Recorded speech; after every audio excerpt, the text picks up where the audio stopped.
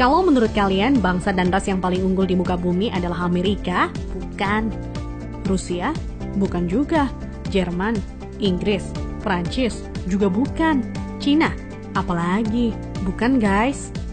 Menurut ahli DNA dari Oxford University, Stephen Oppenheimer, pada acara bedah bukunya berjudul Eden in the East, Surga di Timur, bahwa induk peradaban manusia modern bukan berasal dari Mesir, bukan dari Mediterania, dan tidak juga dari Mesopotamia, bukan pula dari Barat apalagi Cina, tetapi peradaban manusia modern justru dari Indonesia. Iya guys, bangsa ini merupakan pewaris tunggal kejayaan bangsa-bangsa besar di masa lalu. Dan agaknya, Profesor Arício Santos dari Brasil pun selaras dengan teori Oppenheimer. Dalam buku Atlantis The Lost Continent Finally Found, ia menyatakan bahwa titik Atlantis itu ada di Sundaland. Jadi guys, kita tidak pantas bersikap kerdil dengan memelihara sindrom inferior akut alias rasa minder terhadap bangsa luar. Kenapa? Karena nenek moyang kita dulu adalah bangsa yang unggul. Nenek moyang bangsa-bangsa. Jelas ya guys? Lantas, kenapa ada sejarawan menyebut bahwa nenek moyang kita itu tidak beradab, bodoh, penyembah berhala? Itu faktor penjajahan atau kolonisasi guys. Yakni pembodohan, pengaburan, dan pembengkokan sejarah oleh kaum penjajah. Menurut Juri Lina dalam buku Architect of Deception, Secret of Freemasonry, ada 3 cara melemahkan dan menjajah suatu negeri. Pertama, kaburkan sejarahnya. Kedua, hancurkan bukti-bukti sejarah bangsa itu hingga tidak bisa lagi diteliti dan dibuktikan kebenarannya. 3, putuskan hubungan mereka dengan para leluhur dengan mengatakan bahwa leluhur itu bodoh dan primitif. Guys, sejarah Nusantara ini dibikin oleh kaum penjajah seolah-olah hanya dimulai dari era kemerdekaan atau paling jauh di era Raja-Raja Nusantara dulu versi penjajah. Tahu nggak sih guys, ribuan tahun lalu Nusantara terbagi dalam 3 era loh. Era pertama disebut era Wangsa Keling. Wangsa artinya bangsa, sedang Keling artinya kuat. Jadi Wangsa Keling maksudnya adalah bangsa yang kuat. Konon di era ini, leluhur kita berekspansi hingga Kamboja, Vietnam atau Indochina, Thailand, Burma, Sri Lanka, India, sampai ke Madagaskar. Raja yang terkenal bernama Shailendra. Tulisan yang dipakai adalah huruf Talawa, di mana modelnya menyerupai huruf Mesir kuno dan Israel. Pusat pemerintahan di sekitar Jogja sampai ke wilayah Dieng. Maka ketika Israel mengklaim masih keturunan Moria, maksudnya adalah Gunung Muria di Dieng guys. Dieng artinya penguasa, kemudian bergeser menjadi Dahnyang atau Dayang, artinya juga penguasa.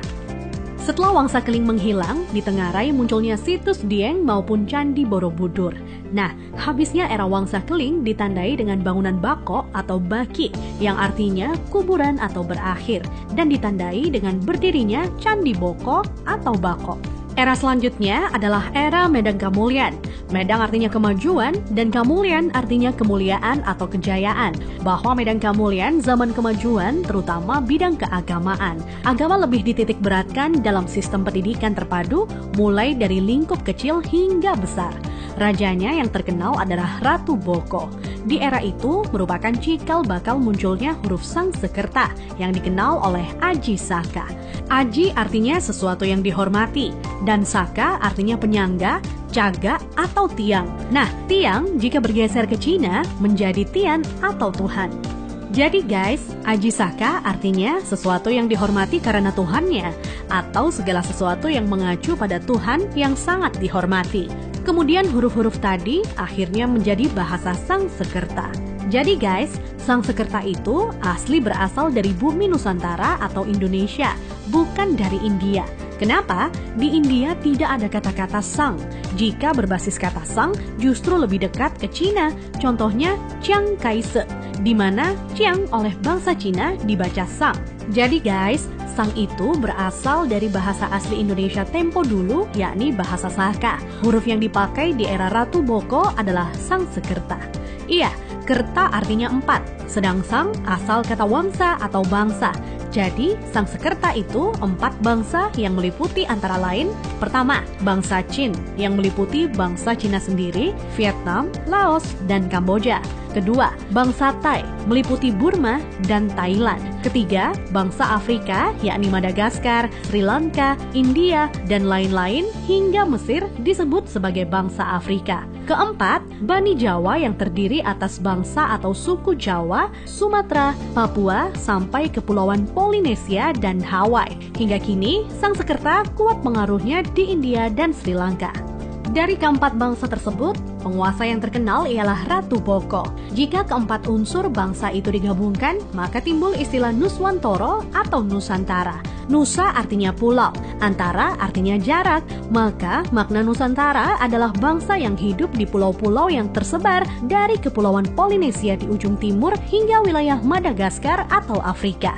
Selanjutnya dari era Medan Kamulyan berganti ke era Kahuripan. Kahuripan artinya kehidupan. Raja yang terkenal adalah Hayam Wuruk atau Brawijaya III yang terkenal dengan sebutan Jumadil Kubro sebagaimana makamnya di Troloyo, Trowulan, Mojokerto. Maksud kata Jumadil adalah Jum'ah atau Jumat yang artinya berkumpul atau bersatu dan Kubro artinya besar. Jadi Jumadil Kubro maknanya adalah berkumpulnya sesuatu yang besar atau istilah Sangsekerta disebut Sumpah Palapa. Melalui Sumpah Palapa, Hayam Wuruk berhasrat membangun kembali Nusantara sebagaimana dulu pernah gemilang di era Medan Kamulyan. Ia ingin menyatukan Nusantara yang telah tercerai-berai menjadi beberapa kerajaan atau wilayah kecil-kecil. Dan patih yang melegenda adalah Gajah Mada. Nah, hal yang tidak tercatat atau dihilangkan oleh sejarah modern ialah guratan atau ukiran pada batu sumpah palapahnya Gajah Mada yang ternyata berlafadzkan La ilaha illallah, tiada Tuhan kecuali Allah. Itulah guys catatan yang hilang dari sejarah leluhur kita yang menurut Arisio Santos. Leluhur kita merupakan nenek moyang bangsa-bangsa. Thanks to watching.